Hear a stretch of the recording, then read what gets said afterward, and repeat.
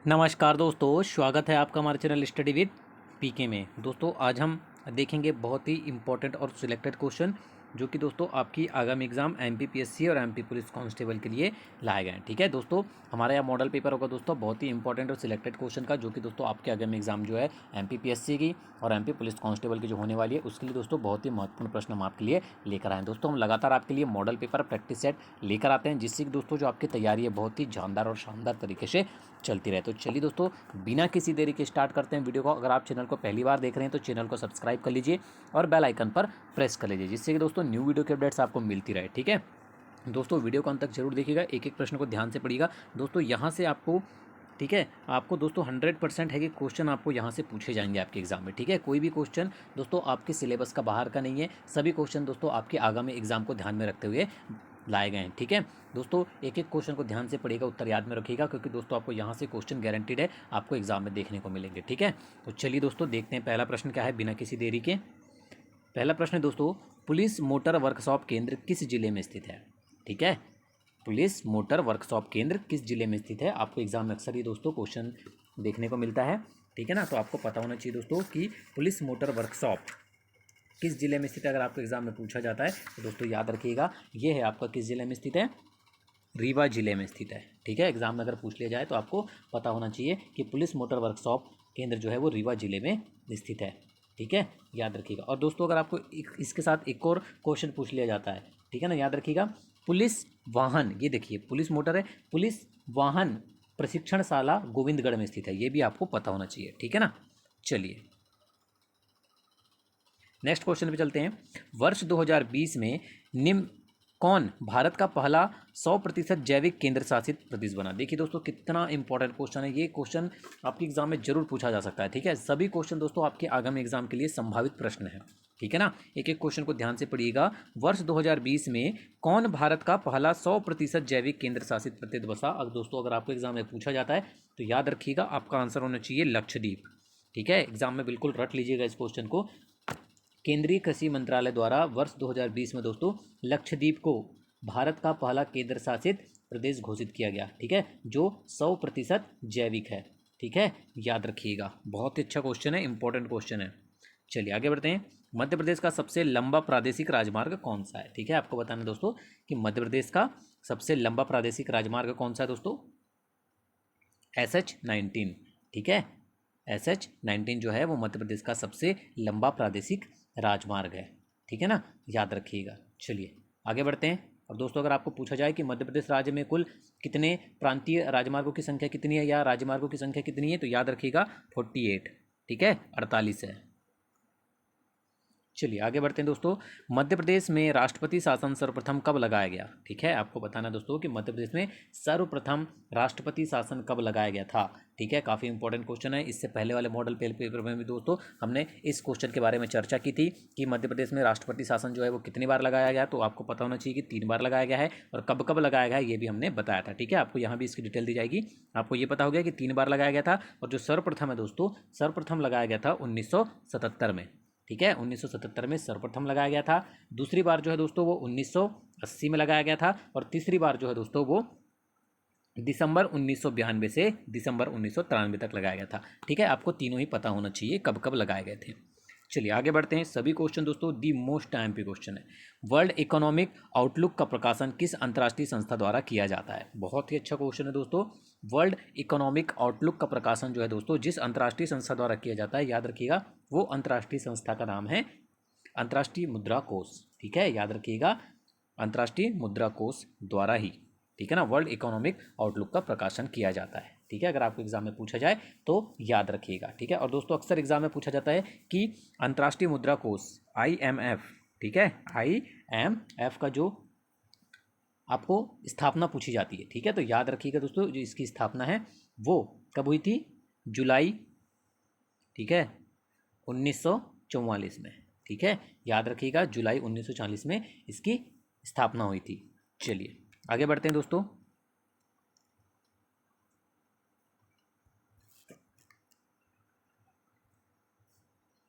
लोकसभा के अध्यक्ष को पद से किसके द्वारा हटाया जा सकता है। बहुत ही अच्छा क्वेश्चन है दोस्तों। आपको बताना है कि लोकसभा के अध्यक्ष को पद से किसके द्वारा हटाया जा सकता है? काफ़ी अच्छा क्वेश्चन है दोस्तों, एग्जाम में अगर पूछा जाता है ये क्वेश्चन तो याद रखिएगा कि लोकसभा के अध्यक्ष को सदन के सभी सदस्यों के बहुमत द्वारा पारित जो संकल्प द्वारा है दोस्तों, उसके द्वारा उसे हटाया जा सकता है। ठीक है, याद रखिएगा किसे? लोकसभा के अध्यक्ष को। तो ऑप्शन नंबर डी आपका आंसर हो जाएगा। मध्य प्रदेश के राजस्व न्यायालय का मुख्यालय कहाँ स्थित है? ठीक है, बहुत ही अच्छा क्वेश्चन है। आपको बताना है कि मध्य प्रदेश के राजस्व न्यायालय का जो मुख्यालय है दोस्तों वो कहाँ पर स्थित है? ग्वालियर में। ठीक है ना, याद रखिएगा, राजस्व न्यायालय पूछा जाता है तो इसका मुख्यालय ग्वालियर में स्थित है, ये आपको पता होना चाहिए। ठीक है ना, याद रखिएगा। चलिए आगे बढ़ते हैं। वर्ष 1874 में देश का पहला लौह इस्पात कारखाना किस राज्य में स्थापित किया गया था? ठीक है, आपको बताना दोस्तों कि वर्ष 1874 में देश का पहला लौह इस्पात कारखाना किस राज्य में स्थापित किया गया था? एग्जाम में अगर पूछा जाए तो याद रखिएगा ये किया गया था दोस्तों पश्चिम बंगाल में। ठीक है, देश का पहला लौह इस्पात कारखाना 1874 में दोस्तों कुल्टी नामक, ठीक है, कुल्टी नामक स्थान पर, जो कि पश्चिम बंगाल में है, वहाँ पर स्थापित किया गया था। ठीक है, याद रखिएगा। आगे बढ़ते हैं। राष्ट्रीय स्तर के कितने परिसीमन आयोग का राष्ट्रीय स्तर पर किसने परिसीमन आयोग का गठन किया जा चुका है? सॉरी, कितने, ये कितने ही है, ठीक है ना। राष्ट्रीय स्तर पर कितने परिसीमन आयोग का गठन किया जा चुका है? ठीक है, आपको बताना है दोस्तों। देखिए, आपको पता होना चाहिए दोस्तों कि राष्ट्रीय स्तर पर 4 बार दोस्तों, ठीक है, 4 बार परिसीमन आयोग का गठन किया जा चुका है। ठीक है, प्रथम परिसीमन आयोग एक्ट जो है दोस्तों वो कब आया था? 1952 में। ठीक है, द्वितीय परिसीमन आयोग एक्ट आया था 1962 में। तृतीय परिसीमन आयोग एक्ट आया था दोस्तों 1972 में। ठीक है, और दोस्तों चतुर्थ परिसीमन आयोग एक्ट जो है इसका गठन जो है 2002 में किया गया था। ठीक है, ये सभी आपको पता होना चाहिए। पहला 1952, दूसरा 1962, तीसरा 1972 और चौथा 2002। ठीक है, याद रखिएगा। चलिए आगे बढ़ते हैं। आपको क्वेश्चन नंबर 60 है दोस्तों कि निम्नलिखित में से कौन सी, ठीक है, निम्नलिखित में से कौन सी एफडीआई एफपीआई की परिभाषा के औचित्य स्थापन के विषय में अरविंद मयाराम समिति, ठीक है, जून 2014 की सिफारिश नहीं है? आपको ऑप्शन दिए गए हैं दोस्तों, ठीक है, 4 ABCD। तो इसमें आपको डायरेक्ट आंसर बताते हैं दोस्तों हम कि जो ऑप्शन नंबर डी है, NRI निवेशकों पर इस समिति ने अप्रत्यावर्तनीय निवेश को FDI मानने की सिफारिश की। ठीक है, यह कथन जो है दोस्तों आपका इसके सिफारिश के अंतर्गत नहीं आता है। ठीक है ना, याद रखिएगा। तो ऑप्शन नंबर डी आपका आंसर हो जाएगा कि NRI निवेशकों पर इस समिति ने अप्रत्यावर्तनीय निवेश को FDI मानने की सिफारिश की, यह इसके सिफारिश के अंतर्गत नहीं आता है। ठीक है ना, आपको याद रखना है। चलिए आगे बढ़ते हैं दोस्तों। 61 नंबर क्वेश्चन है, किस संविधान संशोधन अधिनियम द्वारा अनुसूचित जातियों एवं अनुसूचित जनजातियों के लिए पृथक आयोग की स्थापना की गई? Most IMP question, the most IMP question, लगातार एग्जाम में रिपीट होने वाला क्वेश्चन है। याद रखिएगा दोस्तों, 65वें संविधान संशोधन अधिनियम 1990 के द्वारा, ठीक है, 65वें संविधान संशोधन 1990 के द्वारा दोस्तों अनुसूचित जातियों एवं अनुसूचित जनजातियों के लिए एक पृथक आयोग की स्थापना की गई। ठीक है, याद रखिएगा। चलिए आगे बढ़ते हैं दोस्तों। बहुत ही इंपॉर्टेंट क्वेश्चन है, सभी क्वेश्चन अगर आपको पढ़ते ही समझ में आ रहे हैं दोस्तों कितने इंपॉर्टेंट हो सकते हैं आपके एग्जाम के लिए। राष्ट्रीय बाल अधिकार संरक्षण आयोग में कितनी महिला सदस्य का होना आवश्यक है? दी मोस्ट IMP क्वेश्चन, ठीक है, राष्ट्रीय बाल अधिकार संरक्षण आयोग में दोस्तों कितनी महिला सदस्य का होना आवश्यक है? अगर आपको एग्जाम में पूछा जाता है तो याद रखिएगा 2 महिला सदस्य का होना आवश्यक है। ठीक है, राष्ट्रीय बाल अधिकार संरक्षण आयोग में दोस्तों अध्यक्ष के अलावा, ठीक है, अध्यक्ष के अलावा एक अध्यक्ष होता है, उसके अलावा 6 सदस्य होना चाहिए, जिनमें कम से कम 2 महिलाएं होना चाहिए, ये भी आपको पता होना चाहिए। ठीक है, याद रखिएगा। चलिए आगे बढ़ते हैं दोस्तों। पूना समझौता का उद्देश्य क्या था? मोस्ट IMP क्वेश्चन है, आपको पता होना चाहिए दोस्तों कि पुणे समझौते का जो उद्देश्य था दोस्तों वो क्या था? दलित वर्ग को प्रतिनिधित्व देना। ठीक है, याद रखिएगा, दलित वर्ग को प्रतिनिधित्व देना ही पूना समझौते का मुख्य उद्देश्य था। ठीक है, याद रखिएगा अगर एग्जाम में पूछा जाता है आपको तो। ठीक है ना, चलिए आगे बढ़ते हैं दोस्तों। 64 नंबर क्वेश्चन देखते हैं, निम्नलिखित महासागरों में से किस एक में डायामेंटिना परिखा स्थित है? ठीक है, आपको बताना है कि निम्नलिखित में से किस महासागर में से एक में डायामेंटिना परिखा स्थित है। याद रखिएगा दोस्तों, डायामेंटिना परिखा या खाई बोल सकते हैं इसे, हिंद महासागर में स्थित है। ठीक है, कहाँ स्थित है? हिंद महासागर में स्थित है। ठीक है ना, याद रखिएगा। आगे बढ़ते हैं दोस्तों, जल्दी जल्दी देख लेते हैं सभी क्वेश्चन। दक्षिण अमेरिका के वर्षा वनों को स्थानीय भाषा में क्या कहा जाता है? दी मोस्ट आईएमपी क्वेश्चन लगातार एग्जाम में रिपीट होता है। दक्षिण अमेरिका के वर्षा वनों को स्थानीय भाषा में दोस्तों क्या कहा जाता है? अगर एग्जाम में पूछा जाए तो याद रखिएगा दोनों, इन्हें सेलवास कहा जाता है। ठीक है, दक्षिण अमेरिका के वर्षा वनों को दोस्तों सेलवास कहा जाता है। ठीक है, अगर एग्जाम में पूछा जाए तो याद रखिएगा। ठीक है ना।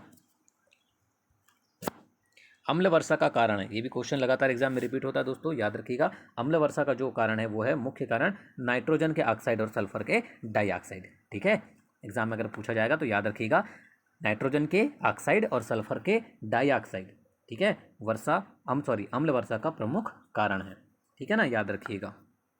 और दोस्तों जब वर्षा जल का जो पीएच मान होता है, ठीक है, आपको बता दूं कि पीएच मान जो होता है दोस्तों वो अगर 4 से कम हो जाता है तो उसे अम्लीय वर्षा कहा जाता है। ठीक है ना, याद रखिएगा। अमेजन वन एक प्रकार का क्या है? आपको बताना है कि अमेजन वन जो है दोस्तों वो एक प्रकार के उष्णकटिबंधीय वर्षावन है। ठीक है, याद रखिएगा। अमेजन नदी घाटी के जो वन है ना दोस्तों, ठीक है, अमेजन वन जो है वो उष्णकटिबंधीय वर्षावन के उदाहरण के अंतर्गत आता है। ठीक है, जिन्हें दोस्तों सेलवास भी कहा जाता है, अब भी हमने देखा ऊपर। ठीक है, चलिए आगे बढ़ते हैं। निम्न में से कौन सी नदी डेल्टा के बजाय एस्चुरी का निर्माण करती है? बहुत ही अच्छा क्वेश्चन है दोस्तों, आपको एग्जाम में क्वेश्चन अक्सर देखने को मिलेगा। नर्मदा और ताप्ती ऐसी दो नदियां हैं दोस्तों, याद रखिएगा। नर्मदा और ताप्ती जो आपके ऑप्शन नंबर ए और बी हैं, ये दोनों ऐसी नदियां हैं जो डेल्टा की बजाय ज्वारनद या एस्चुरी का निर्माण करती है। ठीक है, डेल्टा का निर्माण नहीं करती है, उसके जगह पर ज्वारनद मुख या एस्चुरी कहा जाता है उसका निर्माण करती है। ठीक है ना, याद रखिएगा। चलिए आगे बढ़ते हैं। और दोस्तों आपको ये भी पता होना चाहिए कि नर्मदा नदी का जो उद्गम स्थल है वो कहाँ से होता है? मध्य प्रदेश की अमरकंटक की पहाड़ी से होता है। ठीक है, और जो ताप्ती नदी है उसका उद्गम स्थल कहाँ है दोस्तों? बैतूल जिले की महादेव पहाड़ियों से होता है। दोनों का ही आपको पता होना चाहिए उद्गम स्थल भी, अक्सर एग्जाम में पूछा जाता है। ठीक है, चलिए 69 नंबर क्वेश्चन है, भारत में पर्वतों के अवस्थान पर विचार करते हुए निम्नलिखित में से कौन सा एक दक्षिण से उत्तर की ओर सही अनुक्रम है?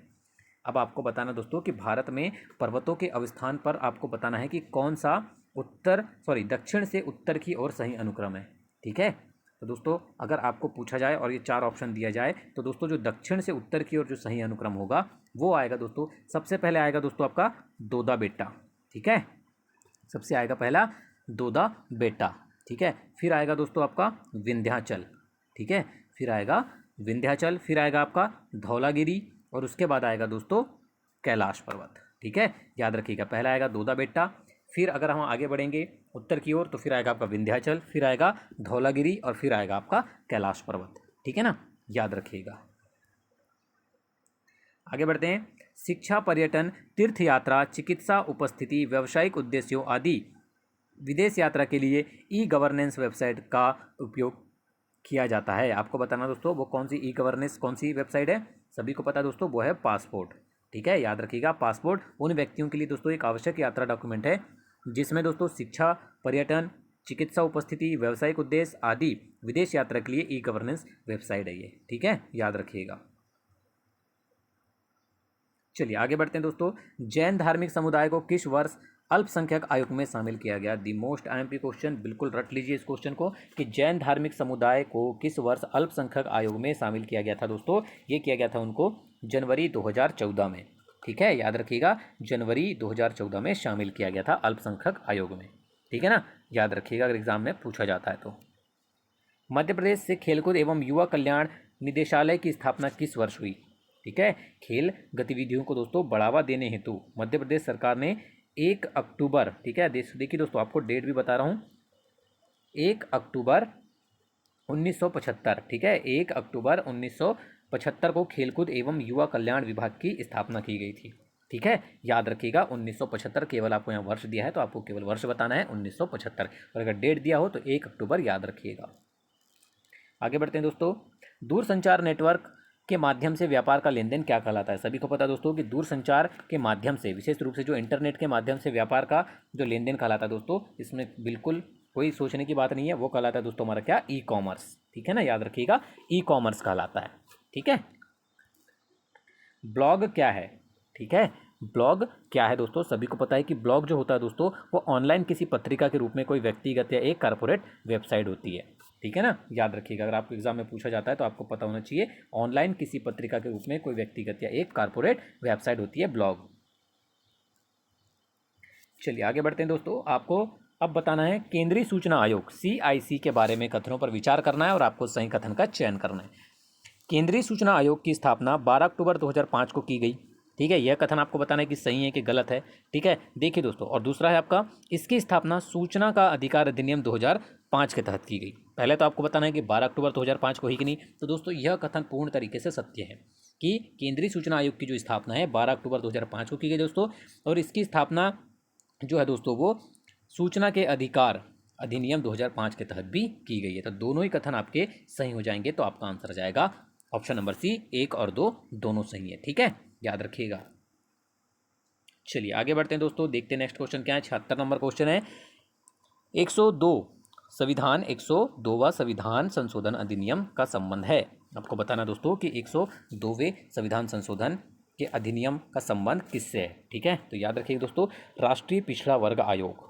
ठीक है, इसका जो संबंध है राष्ट्रीय पिछड़ा वर्ग आयोग से है। ठीक है, अगर एग्जाम में पूछा जाता है आपको तो याद रखिएगा। ठीक है ना, तो आपका आंसर आ जाएगा ऑप्शन नंबर ए।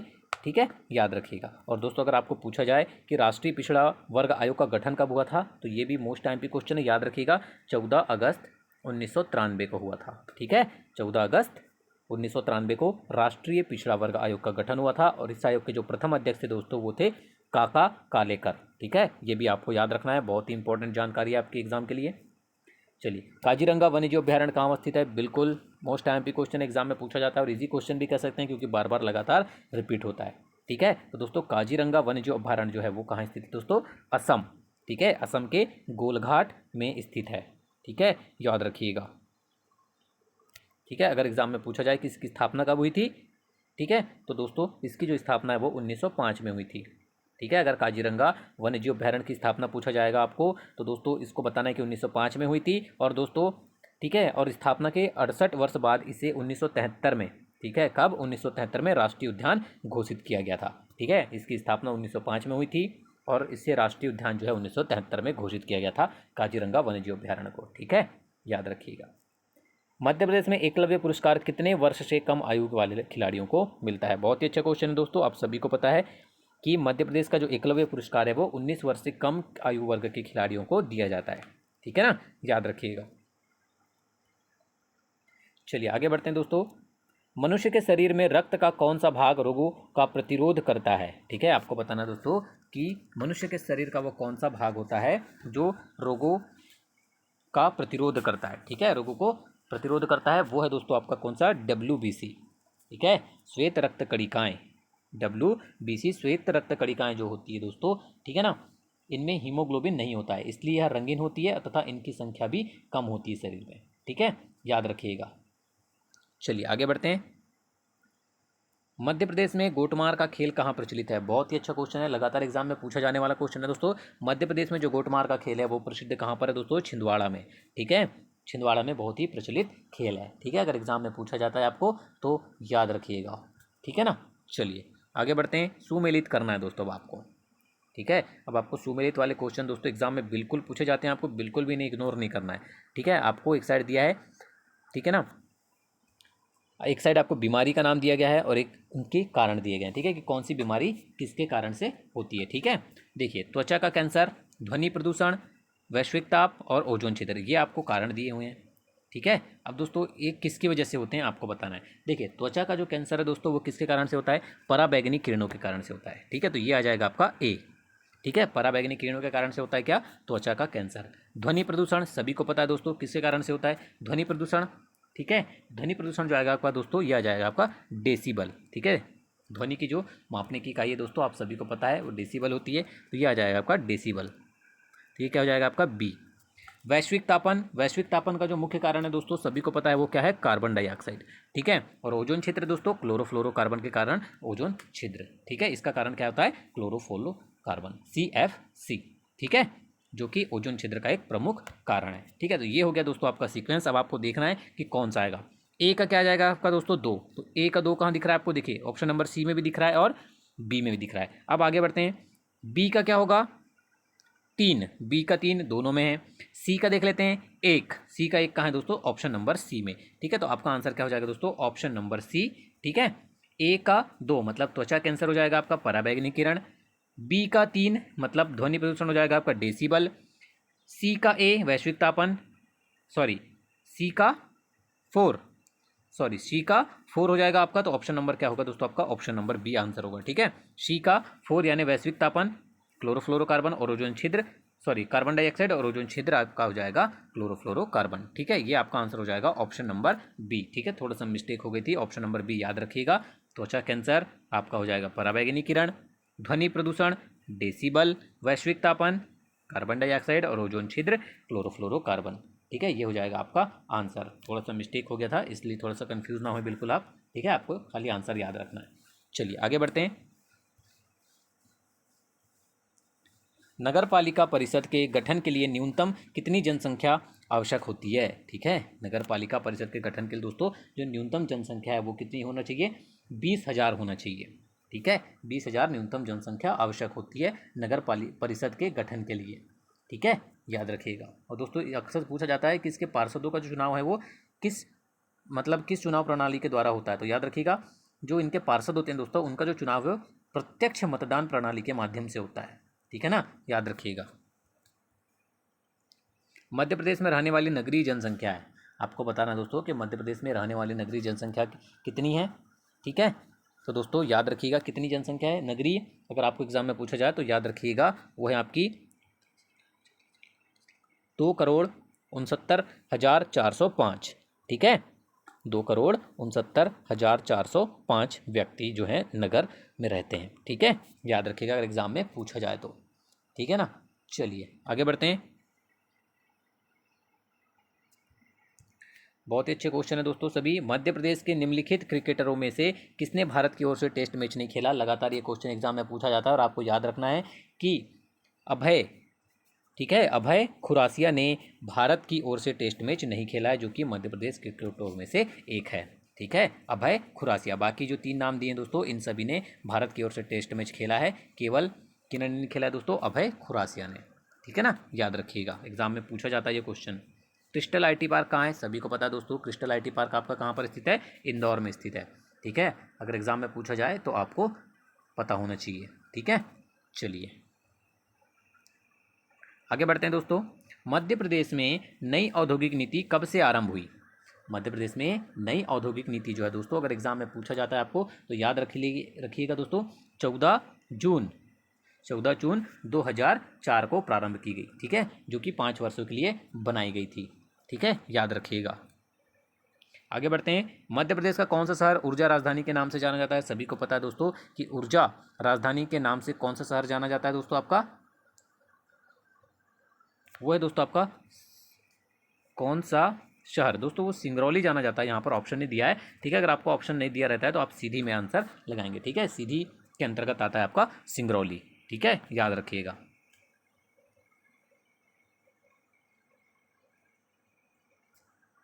आगे बढ़ते हैं। दिसंबर 2020 में निम्न में से किसे अमेरिका को सर्वोच्च सैन्य सम्मान द लीजन ऑफ मेरिट से सम्मानित किया गया? ठीक है, आपको बताना दोस्तों कि दिसंबर 2020 में से किसे अमेरिका के सर्वोच्च सैन्य सम्मान द लीजन ऑफ मेरिट से सम्मानित किया गया? एग्जाम में पूछा जाएगा तो याद रखिएगा दोस्तों। ठीक है, 21 दिसंबर 2020 को, ठीक है, किसे किया गया था सम्मानित? वो किया गया था दोस्तों option number C, Narendra Modi को। ठीक है, याद रखिएगा नरेंद्र मोदी को द लीजन ऑफ मेरिट से सम्मानित किया गया है। चलिए, मध्य प्रदेश के किस अभ्यारण्य को निजी हाथों में सौंपने का फैसला किया गया है? ठीक है, बहुत ही अच्छा क्वेश्चन दोस्तों। याद रखिएगा कि मध्य प्रदेश के आगर मालवा में स्थापित देश के प्रथम गौ अभ्यारण्य, ठीक है, प्रथम गौ अभ्यारण्य को, ठीक है, निजी हाथों में सौंपने का फैसला लिया गया है। ठीक है, याद रखिएगा। 90 नंबर क्वेश्चन दोस्तों। वर्ष 2020 में बायो एशिया समिट 2020 का आयोजन कहाँ किया गया? बहुत ही अच्छा क्वेश्चन है, आपको लगातार ऐसे क्वेश्चन एग्जाम में जरूर देखने को मिलेंगे। हैदराबाद में किया गया था। ठीक है ना, याद रखिएगा, अगर एग्जाम में पूछा जाता है तो आपको पता होना चाहिए। ठीक है, आगे बढ़ते हैं दोस्तों धीरे धीरे। भारतीय खेल प्राधिकरण की मध्य क्षेत्रीय परिषद कहाँ स्थित है? क्या है, भारतीय खेल प्राधिकरण की मध्य क्षेत्रीय परिषद जो है दोस्तों, अगर एग्जाम में पूछा जाता है तो याद रखिएगा भोपाल में स्थित है। ठीक है, याद रखिएगा। गांधी जी ने दांडी समुद्र तट पर नमक कानून का उल्लंघन किया था। ठीक है, गांधी जी ने दांडी समुद्र तट पर नमक कानून का उल्लंघन किया था। कब किया था दोस्तों? ठीक है, ये हो रहा था नमक का कानून का उल्लंघन बोल सकते हैं, या इसे आप बोल सकते हैं कि नमक कानून तोड़ा था। तो अगर आपको पूछा जाता है तो याद रखिएगा 12 मार्च 1930 को। ठीक है, गांधी जी ने समुद्र तट पर पहुंचकर नमक कानून तोड़ा था। ठीक है, याद रखिएगा।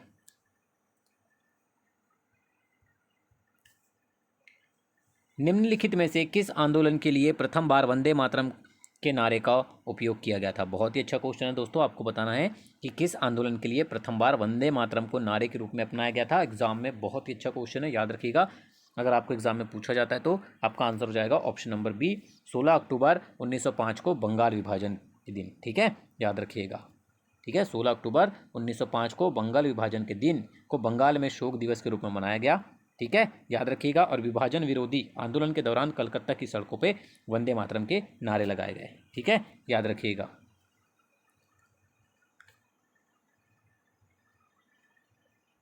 प्रयाग प्रशस्ति किसके सैन्य अभियान के बारे में जानकारी देती है? बहुत ही अच्छा क्वेश्चन है दोस्तों। प्रयाग प्रशस्ति जो है वो किसके सैन्य अभियान के बारे में जानकारी देती है? एग्जाम में अगर पूछा जाए तो याद रखिएगा समुद्रगुप्त। ठीक है, समुद्रगुप्त के सैन्य अभियान के बारे में जानकारी देती है। ठीक है, अगर एग्जाम में पूछा जाए तो आपको पता होना चाहिए। ठीक है ना, चलिए आगे बढ़ते हैं दोस्तों। आपको सूची दी गई है, आपको बताना है दोस्तों, सूची से सुमेलित करना है। Socialist party, communist party, Swaraj party और गदर पार्टी। ठीक है, आपको यहाँ पर दिए गए हैं।